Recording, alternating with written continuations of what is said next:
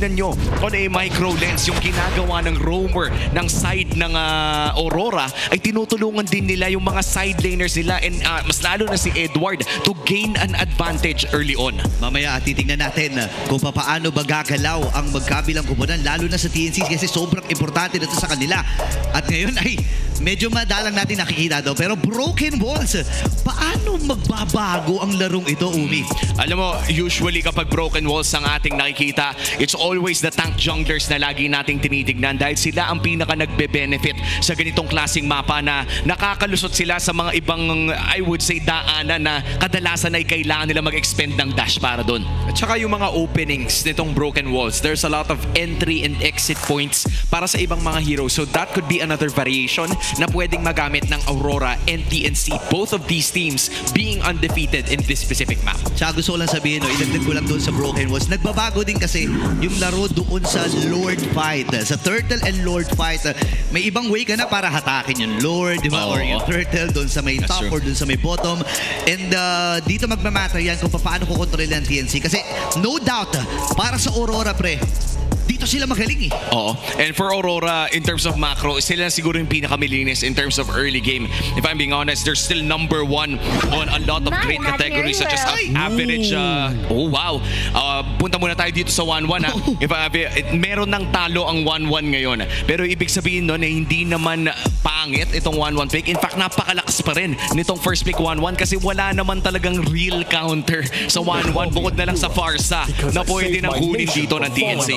Pana din ang isasagot dito ng TNC. Kukuha sila ng Wises and Kemi. So far, tatlong marksmen ang lumalabas dito. Yeah, I mean, same approach dun sa nakita natin with the first match. At some point, TNC, gusto nila sabayan yung damage output na potentially magkakaroon itong Aurora. But again, that compromises them with the fact na medyo wala pa sila noong crowd control na kailangan nilang hanapin later on because Aurora, they have a chance to get it right now. Oo. Pwede na rin silang kumuha ng jungle trade nila dito dahil kung hindi pa sila kukuha ng jungle, posibleng dikdikin ito ni Etomax at ang dami na kasing jungle bans. Kung titignan mo, 3 jungle bans na agad. In fact, pwede mo pang bilangin yung Uranus kung sakaling pwedeng i-jungle ito. So for Aurora Gaming, I feel like Lapu-Lapu plus a jungle pick could be a solid pick up here dito. At ayun na nga, Fredrin plus the Arlot ang kanilang kukunin. Yan nga pala ang ating flavor of the week. At ayun na nga, CC na rin na reply. Grabe, ang bilis mag-drop ng mga coaches natin, pare. Bilis drop na kagad eh. And maganda siguro na para din sa Aurora, may combo na kagad itong Fredrin with the Arlot. Remember, kapag tumatama yung taunt ng isang Fredrin, additional stock yun dun sa passive ng isang Arlot na kung saan ay magagamit niya yung kanyang mga vengeance play. No, ngayon naman, para sa second phase ng bans, para sa TNC, pwede nilang targetin dito yung Mage or even the Roam. Though hindi pa naman natin sure kung ito bang Arlot na to ay Roam. Pero so far kasi, if I'm not mistaken, wala pa rin namang history si Light na gumagamit or gumamit ng Arlot na Roam, di ba? That's true. Ang meron dito, yung CC na nilipat mo sa gold lane. So I think that's the flexibility na inaabangan ngayon ng TNC na wala pa at this point yung Aurora kasi medyo predetermined mo na kung saan pupunta yung roles eh. How will TNC take advantage of this flex? Tsaka si Aurora Gaming, no, ngayon inclined sila na mag-ban ng Bane Gold. Kasi katulad nga nung sinabi mo, may Gison siya ng TNC Pro Team dito which opens up all of the fighter gold lane options para sa TNC Pro Team. Posibleng kay Benny Cutie mapunta itong CC na to pero posibilidad pa lamang ito. Hindi pa natin alam kung ano talaga yung gusto nilang i-gold date because anytime dito sa red side second phase natin ay pwede nilang i-swerve pabalik ng XP lane ng CC. So if you are Aurora Gaming, hindi pa naman kailangan ngayon magtanggal ng Bane. Pero eventually down the line, pwede mo nang tanggalin ito. Pinuhusan muna nila itong Lapu-Lapu and feeling ko kumbinsido din ang Aurora dito na hindi pa gold, hindi pa XP lane yan. May flex pa na pwedeng gawin dyan and feeling ko nire-ready nila doon sa last ban nila itong Bane. Pero again, hindi naman sa pag-aano, no, pero ang TNC Pro Team, mataas ang win rate kahit papano kapag naka-fighter gold lane sila, di ba? Oo. At sa ang nakikita nga natin dito, may chance din na hindi rin naibigay na lang ng Aurora Gaming dito yung Bane dahil in terms of, I would say, matchup naman against the 1-1, generally safe talaga yung 1-1 na ito. Ang kailangan nga lang talagang ingatan is parang mapapabili ata ng defensive item yung 1-1 dito dahil in terms of base stats, mababa talaga talaga ang HP and defensive stats ng isang 1-1 without items. There you go. The Sicilian has been taken out. So this eliminates yung double down effect ng Aurora para magpunta pa sa 1-1 tsaka sa Sicilian. Kasi I think Aurora's one of the very few teams na napapagana yung Sicilian ng napakaaga. Because usually you're gonna have to wait for it to scale, makakuha ng stacks. Pero para dito sa laban na to, we're not gonna see it. And in addition, may tsansa ang Aurora to be able to at least get something doon sa bans or maybe even set things up para sa TNC kasi yun yung kulang nila as of the moment. Maganda din na matuto ang Aurora Gaming dito mula sa pinakita ng Falcons kanina sa ating match 1 kung saan gumamit sila ng dalawang Brusco para kontrahin yung YSS na ito. Parang hinihingi nga ata ng Aurora na mag-Bane gold dito ang TNC Pro Team. Right. Pero ang tanong ay kakagat kaya sila? Sa tingin ko mas okay na kumuha muna sila ng roamer pickup dito para lang mas kontrolado nila yung side lane matchups nila kapag nakapag-pick na ang Aurora Gaming ng kanilang dalawang picks. Ang ganda rin nabanggit mo doon na para dito sa TNC. Sabi nila, anong sinasabi mo yun? None of the above. None of the above. Magdidesisyon na kami. Pala-desisyon kami dito. Povius ang kanilang kukunin. Fourth and final pick para sa Aurora. Anong kanilang magiging roam? Or madideklara na ba itong Arlec bilang XP? Oo, parang maganda na nga mag-Hylos ulit dito eh. Medyo lugi nga lang doon sa CC pero in terms of accessibility doon sa Fovius pati na rin sa Franco. Para doon sa Franco. Wait lang, nag-Franco. Ibang luto ng mga teams natin ngayon ha. Alam mo, medyo surprising dito ha. Franco tsaka 1-1. Oo. Normally, pag nakakita tayo yung Franco, may kasamang Beatrix, may kasamang Carry, na iko-combo. Pero ibahin mo to. Pre, iba to eh. Iba to. Iba to. It's actually one of the very rare instances na makakita tayo ng 1-1 na may kasabayan ding Franco. And in fact, itong combo na to, yung Franco with the Farsa is something na nakita na natin. In fact, kahapon, actually yung Friday at kahapon nakita na natin to. Farsa, Franco, tried and tested na rin yan ngayong Season 16. There's a really good front-to-back composition galing sa Aurora where in addition, pwede pa silang mag-invest towards the late game and they have enough pressure to get objectives pagdating doon sa early to mid stages ng ating laro. Pero para sa TNC, they have enough firepower to at least dish out yung damage at hinihintay na lang natin yung posibleng roam na gagamitin dito ni Chakno because the setup is gonna be important at Gatot Kacha ang kanyang pipiliin. Very safe pickup coming in from TNC Pro Team. Gatot Kacha plus the CC. Isa rin yan sa mga combo na talaga nating nakikita na madalas dito sa ating liga. Personally speaking, no, pwede rin sana sila maglabas dito ng Kufra. Mas high risk and high reward. Pero this is generally the safest option na pwede nila makuha. And against a team like Aurora, mas maganda ng safe ka kaysa pumupunta ka sa kailangan mo pa mag-risk ng sobra-sobra. Better safe than sorry. Tama. Ang ganda rin ng synergy ng mga heroes na dito. Ito yung i-comment ko rin sa TNC. No? Lagi nilang pinaprioritize yung synergy ng kanilang hero. No? Bukod na riyan, counter din naman ng AOG itong Feathered Airstrike. So for TNC, naniniwala sila dito na kaya nilang sabayan yung magiging pokes sa malayuan dito ng Aurora. And at the same time, kung mamaan lang naman ang pag-uusapan, pre, tatlong Brusco to. May CC ka, may Pobius ka, meron ka rin Gatot Kacha. Ang interesting para sa akin kung paano nila isusupplement yung lane ni Benny Cutie. Yep. Dahil against a 1-1 ay may range advantage at medyo mahihirapan si Benny Cutie na manatili sa harapan ng isang 1-1 considering nga yung Tiger Pace ay napakalakas pa rin sa ngayon. So magiging interesting kung paano nga ba ito isosolve ng TNC Pro Team. Men, hindi lang yan kasi ang interesting din dito, broken wall ang ating pinaglalaroan. So, kailangan ng protection doon sa jungle. Though yung jungle naman dito ng Aurora ay kayang-kaya, strong independent man yan, Fred. Si Detective Fred rin yan. At kapag kami ng gulo sa kanya, ikakayanin niya. Ang concern lang dito ay paano pipigilan ng TNC if ever man naman gugulo ang Aurora dito kay Zaida. And concussive blast, no, yung magiging choice dito ni Light on this Franco, at least matutulungan ng mas mabilis pang makapag-clear si Yue, which will further emphasize yung pinag-uusapan natin kanina na mabibigyan ng ruta si Domeng mamaya na makapag-double lane na mas mabilis pa. Gusto ko lang i-highlight no, 4 out of 5 heroes na hawak kayo ng Aurora ay wala pang talo. Yep. Diba? Yung Arlot pa lang ang nagkaroon ng isang talo dito. So ang TNC Pro Team, naka-ready sila kung iisipin mo no? And on the other hand, si Zaida nagamit na yung Yisun Shin ng 11 beses. So if you use it for a lot of times, posible na medyo mas gamay mo na. And in fact, dun sa mga nakikita nating laban over the previous days, YSS really is making an impact in the meta right now. Ibang klase klase kasi yung YSS magbigay ng vision of course yung vision yung power spike din na nakukuha ng mga teams. Ito yung tinatawag nating death ball na madalas nang nangyayari. Na kapag nakakuha sila ng similar power spike sa isang composition, ay pwede nilang puwersahin ng mga bagay-bagay ng mas maaga para yung Yisun Shin na late game pa dapat masakit ay sasakit na agad-agad. Okay, dito may hook. Okay, nag-vibe check pa. Itong si Light, 0 out of 2 pa ang kanyang hook dito. Ito na yung sinasabi ko, broken wall. Pwedeng magbago ang laro dito sa ating pagong. At nagsisimula na dito ang TNC. Grabe combo. Agad yung taunt para kay Demon Kite, and then all of a sudden may taunt din siya gagawin pabalik. Feathered Airstrike is also gonna be utilized. Sem goes for the final slash, and that is gonna be a first blood. May pagbawi naman ng TNC. Unang beses pa lang yan. Napakaganda nun, naging turn doon ng TNC at nabigyan pa nga si Light sa naging tagpo. That was such a crucial revitalize coming in from Chakdo.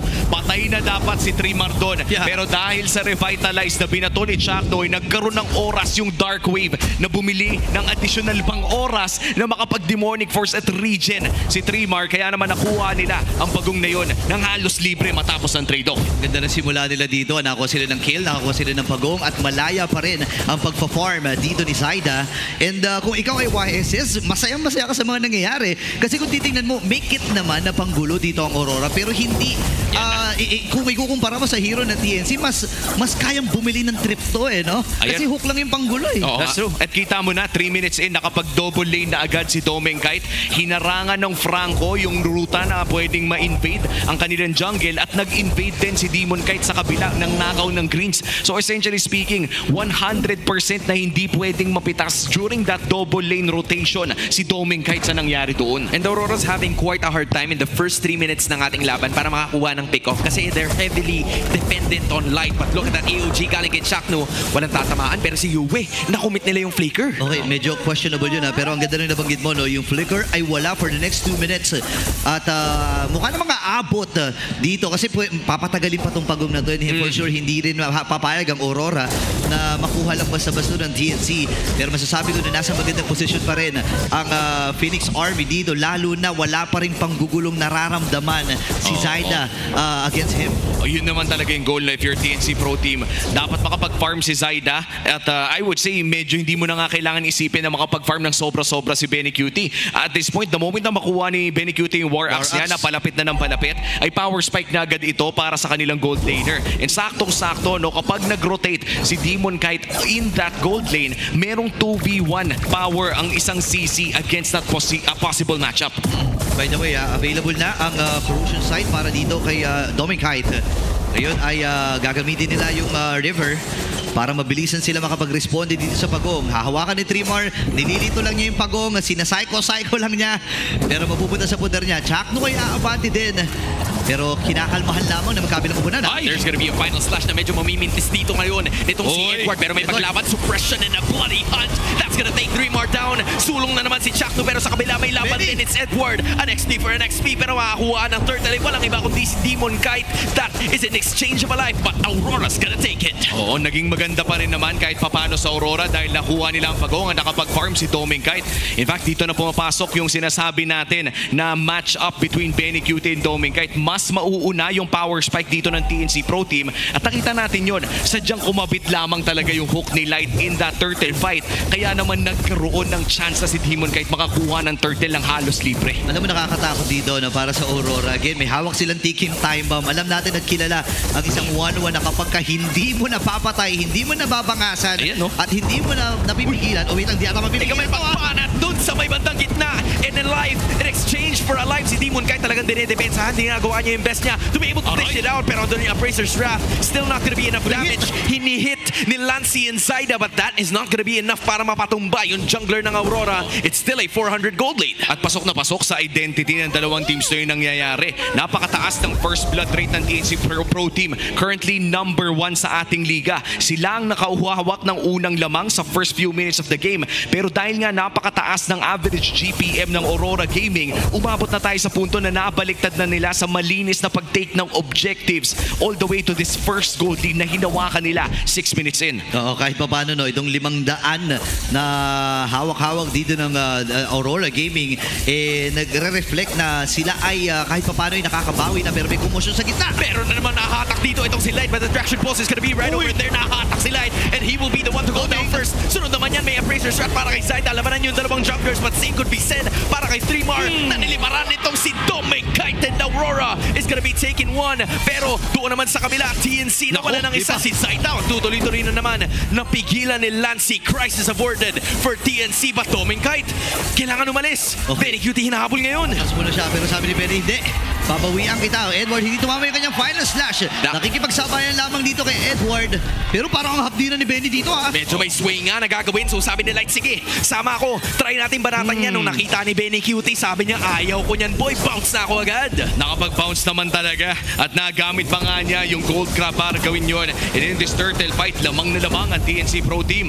Okay, Chaknu once again. Demon Kind is gonna be right over there. Pero si Chaknu naman na na-attack. Nakuha din ni Zaida yung turtle. Same could be said para sa Demon Kind yung buhay niya. And then, Edward is gonna be right over there. AOG, sama mo pa yung Infernal Pursuit nitong si 3mar. Nagkahabol ang TNC and they are out for blood. May flicker. Iron Hook si Light pero hindi rin tatama yun. Nakadalawa kagad dito ang TNC sa Vittoria sa itaas, pero di pa sila tapos. Gusto pa nilang umisa.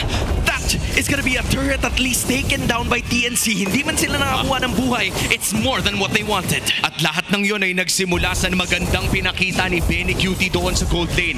Going in for the 1v1 against Domikite. Almost getting a kill.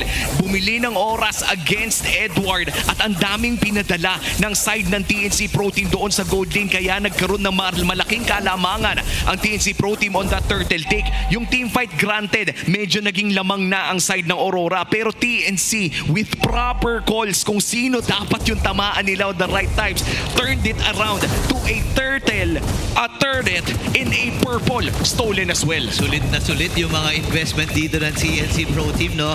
Again, hindi pa rin namamatay dito si Zaida at isa to sa mga isipin nila. And hindi lang yan, Benny Cutie, by the way, available na rin at napansin natin dun sa Infinix in-game equipment now. Meron na siyang brute force breastplate. Kaya pala ang tapang na rin na humarap-harap sa kung sino man ang kanilang kukunin. Pero sa kabilang panig naman, nakakuha ng Aurora ng Torre. Okay, magkabilang mundo silang dalawa eh. Nag-aabang Aurora sa taas. Meanwhile, TNC, they're gonna do the same thing. A trade for a trade ang gagawin nila. And then Doming kahit kukuha na rin siya ng isa. Ako lang din naman mag-isa dito eh. At lamang ang side ng TNC Pro Team sa cross-map trade na yun kasi long lane sa Lord ang naging punterya ng TNC Pro Team. Mas malalim yung pwedeng takakin ng side ng TNC at ngayon si Doming, alam nila na mag-isa to. AOG ang nagamit. Chaknu ay umaamba. Ngayon, atras muna ang Aurora. Pero may ideya sila, pre. Medyo matagal ang cooldown ng Avatar of the Guardian. So, pwede nilang bilihin ito at actually, pwede nga sila mag-force kung gugustuhin nila. Oh, wow. Sumandal sa pader eh. Sinandalan As in, eh. ginilit talaga, men. Alam mong, nandun na yung pinaka-iskinita. Nung kanal, yun na yung ginamit para makataka sa AOG. Oo, saktong-sakto, no? Ito na yung Lord Dance na pinag-uusapan natin kanina. Yung Broken Worlds Lord Dance kung saan pwedeng gumedli ang Lord.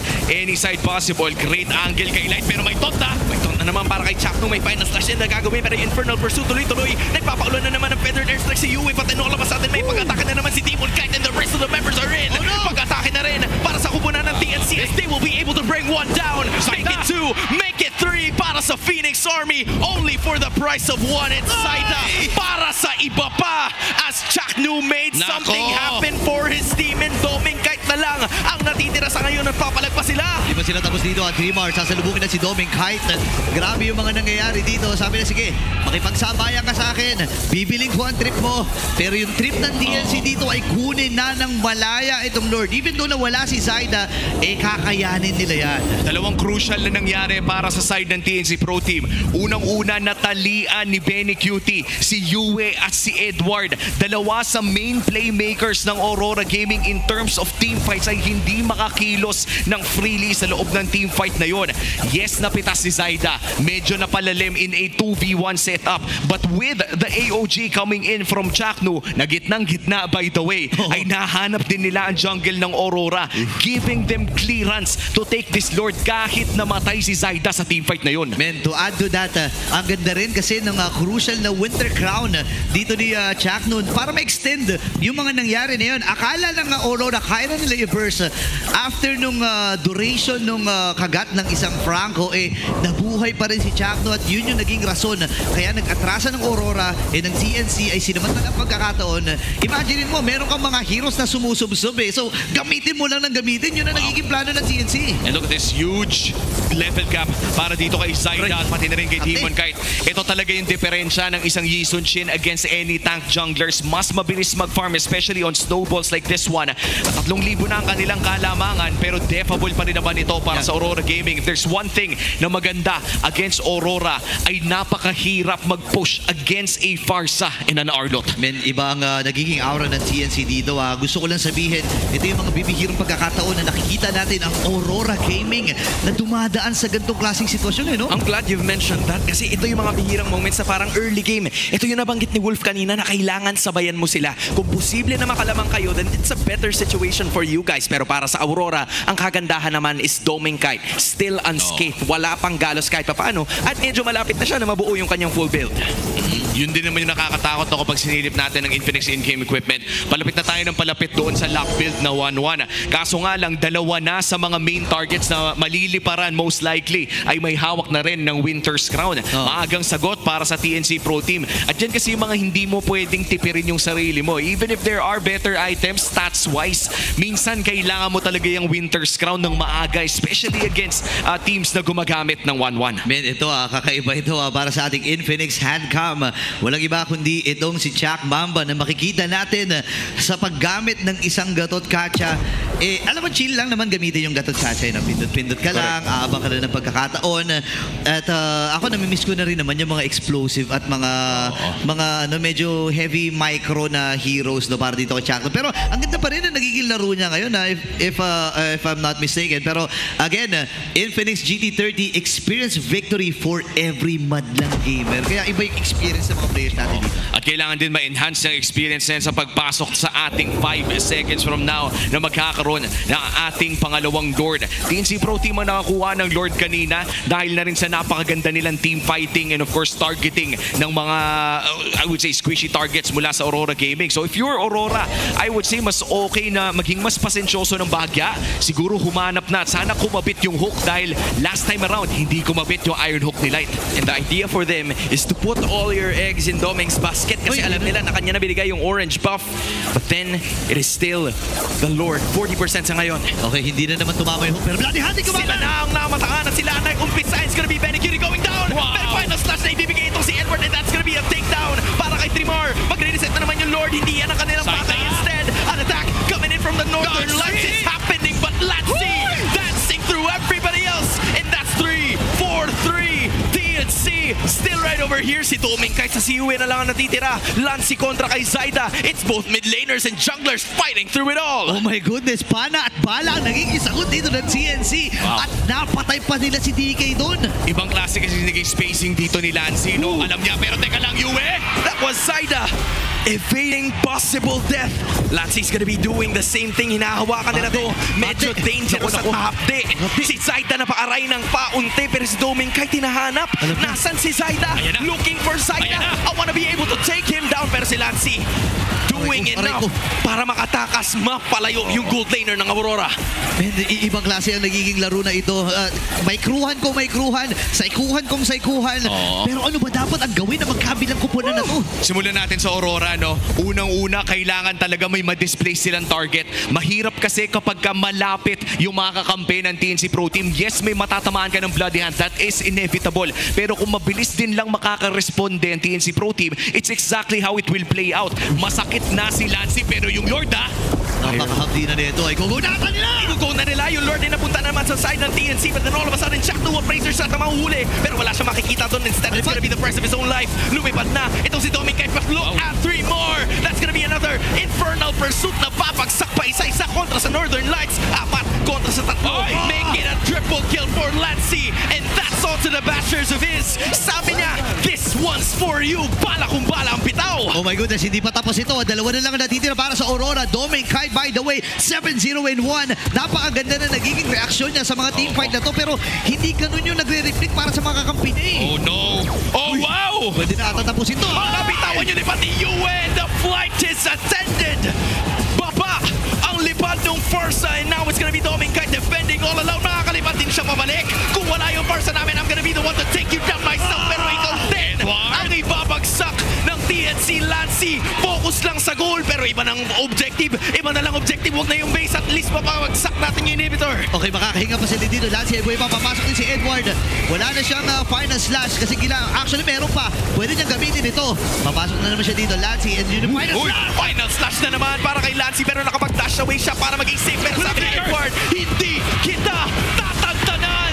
Another takedown para sa Aurora as they're trying to keep this one alive. Pero sabi ni Chaknu, irekta na natin to. Ilaban na natin to hanggat kaya. Para si Edward nagbaback to base na kasi sabi niya gusto niya tulungan yung iba niya makakampi. That's gonna be another one para kay Chaknu. The damage is there. The defend is still on. Don para kay Dreamer. That's gonna be another one para kay Edward. At sabi niya, lumayo ka sa amin, lupain. Okay, maatras siya dito. Dreamer makikipagsabayan sa tatlo. Oh my goodness, kakayanin niya ba hindi? A takedown. Oh my goodness!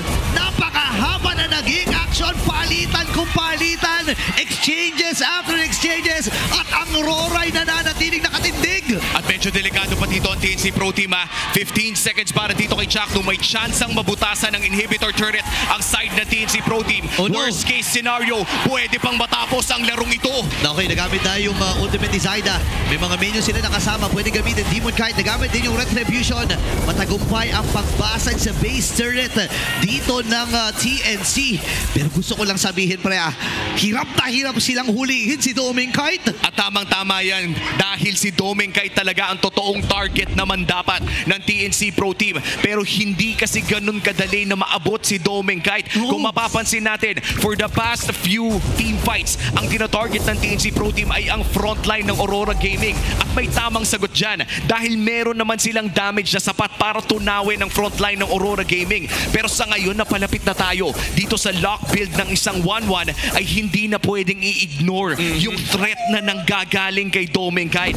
Ngayon, nasa Aurora na ang bola. TNC Pro Team, they have to find Doming Kite kung gusto nila manalo sa isang team fight. Yeah, kailangan nila magamit ito, no? And kailangan nila magamit yung mga frontliners dito ng Aurora, which by the way, 3 sa 5 miyembro nila ay naka-blade armor. So naka-ready sila sa mga damage na magagaling kay Lancy. Nakikipaghatakan, nagamit yung Mountain Shocker, pero si Demon Kite ipapasok din.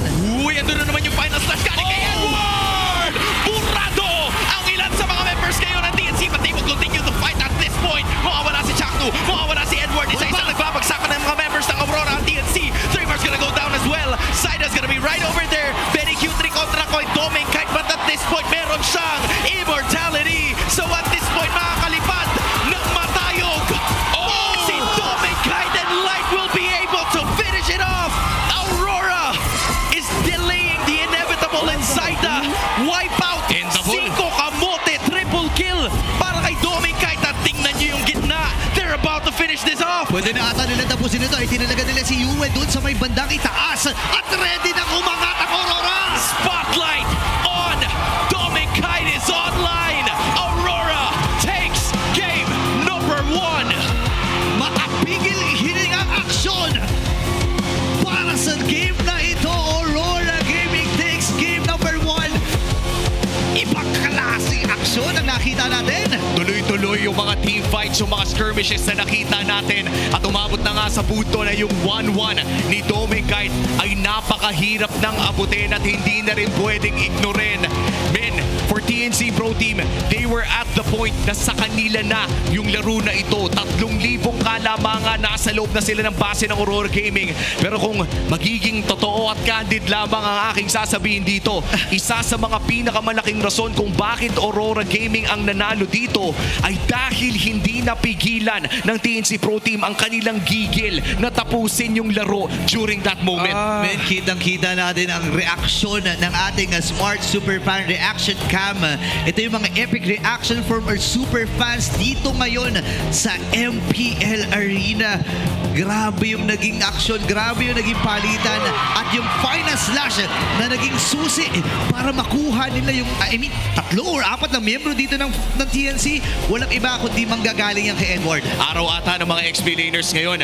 Ating unang match ay back-to-back MVPs para kay Flap TZ. And this time around, Game 1, ang ating Game 1 MVP ay si Edward. On this Arlot, naging maganda ang kanyang performance by mid to late game kung saan nakahanap siya ng mga crucial setups that allowed for better bursting ng sabay-sabay on the side of Aurora Gaming. And ito na yung beauty ng isang Arlot kahit matalo ka sa lane, kahit sabihin na natin ma-0-2 ka o maging 1-3 ka, the moment that you find those back-to-back great final slashes, pwede mong mabaliktad yung istorya ng larong ito. At Omi, parang kinokondisyon niya yun Kanina pa niya ginagawa yun and there was a time na talagang umaabot yun maybe 5-6 times already. Pero wala pa silang enough damage kasi nung mga oras na ginagawa niya yun, Domenkite was still trying to farm. They have enough durability, tankiness, pero wala pa sila nung damage. Kaya nung dumating tayo sa punto na full build na itong si Domenkite and mapusok siya, hindi siya lubos mahanap ng kupunan ng TNC. That was an opportunity for them. Nakunin na natin yung clash and even though wala pa sa ating inhibitor turrets na natitira, we still have a fighting chance as long as, gaya ng sinabi ni Burrito, we fight them through the team fight. Oo. At nakita natin sa mga team fights na ito, yung mga nakalamang aside ng Aurora Gaming, the common denominator is mostly 2 to 3 man final slash nakakabit mula kay Edward. And for Aurora Gaming, inaasahan talaga nila to dahil the moment na hindi tumama ang kanilang mga AOE crowd control, it will be significantly harder para kay Yue na magpatama ng kanyang mga feathered airstrike. At kita natin yan dito sa napaka-crucial na depensa ng Aurora Gaming. This happened around the 17-minute mark kung saan ang TNC Pro Team ay may chance na sanang tapusin ang laro. Ang kanilang kalaban dito ay bukod sa sarili nilang gigil, of course yung death timers na meron dito ang Aurora. Dahil sa sequencing ng mga nangyari doon, ay naging mahirap yung pagtapos ng laro. And with this crucial team fight from Aurora Gaming, literal tumulong din yung Lord sa kanila. That secondary knock-up came from the Lord itself. But the timing coming in from that final slash, it came from our Game 1 MVP, Edward. Sipin mo, Benny Cutie was already about to escape pero naliparan itong si Domeng. Pagkatapos nun, it was Light putting on the finishing touches. There was a 3-for-0 activation para sa Aurora and it was just inevitable. Kuha nila itong game number 1. Talking about the Franco as well, it was a walking winning condition. Kung kaya nahihirapan sila na makapag-engage was because the Iron Hawks weren't hitting at first. But sooner or later, pag nagkaroon na ng team fight, mas magdidikit-dikit na yan, mas madali mo na sila makukuha. Tsaka nagdadalawang isip si Zaida every time na papasok siya with a traceless kapag meron pang Bloody Hand, which most of the time sa simula naman ng ating laro ay hindi naman nakareserba para sa kanya. Correct. Yung Bloody Hand kadalasan parang si Trimar ata o si Benny Cutie yung nakakagat. Pero again, may vengeance si Benny Cutie kaya tumatagal yung laro for TNC Pro Team. Balikan natin ng konti yung simula ng ating laro dito. TNC Pro Team was ahead against Aurora Gaming. By all means, this was a game na TNC Pro Team na dapat yung mananalo. At some point in 15 to 17 minute mark, butas na ang pace ng Aurora Gaming. Pero dahil nga sa napakagandang decision making ng Aurora in terms of defending their own base, ay paulit-ulit nilang nakanapan ng butas up to the point na nabura na yung gold lead ng TNC Pro Team. Ito yung nakakainis kung TNC Pro Team ka. Meron ka ng chance na tapusin yung laro kanina. Pero dahil sa napakaaga at hindi sabay-sabay na death timers ng Aurora, naging blurred yung linya na, uy, endable to. Uy, kailangan nating mag-back until it was too late to decide doon sa pinakadulo. Masyado marami yung mga naging kaganapan from a while ago that went into TNC's favor. Pero parang nakakakuha ka ng pieces sa puzzle pero hindi mo pa siya mabuo kasi medyo kulang-kulang pa. And for you to be able to do that, kailangan malatag mo isang buo na dapat sila talagang wala pero hindi inaawat yun ng Aurora just because of the fact that, Domenkite is unreachable. Ibang klase talaga si Domenkite at siya ang carry ng larong ito no, para sa ating Big Four. Nandiyan din naman ang Chak Mamba na si Chaknu no, para sa Sandbag at sa Wingman. Pero syempre siya pa rin talaga ang BPI Rich Guy. Ito sinasabi ko to kanina, isa sa mga ticking time bomb na meron ang Aurora na nag-worry ako. Sabi ko, ba't wala pang nangyayari mula sa TNC na hindi pa nila nakukuha din si Dominic? Dapat as early as sabihin natin na back before 5 minutes, dapat natalawan na nila at nabigyan na nila ito. You know? I agree. Pero again, medyo mahirap dahil nga isang 1-1 ito. One of the reasons as to why laging nababa ng 1-1 ay dahil nga napakahirap i-gank o napakahirap i-dive sa ilalim ng tore ang isang 1-1 dahil na rin sa kanyang Thorns in the Needles. Needles in Flowers. Needles in Flowers pala. Sorry, Needles in Flowers na nagbibigay din ng bagyang season